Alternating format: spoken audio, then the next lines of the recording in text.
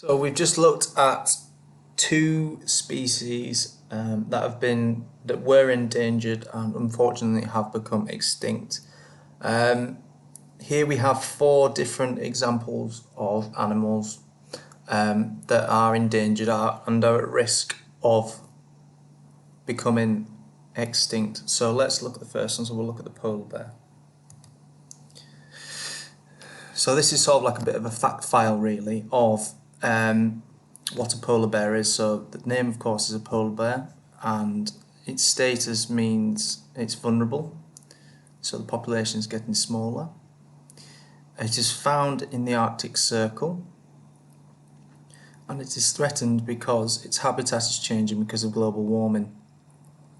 The seas are slowly warming, which means the ice that that the polar bear used to hunt from and live on is disappearing. And little facts there, it says, did you know that polar bears have been known to swim for 100 miles in their hunt for food?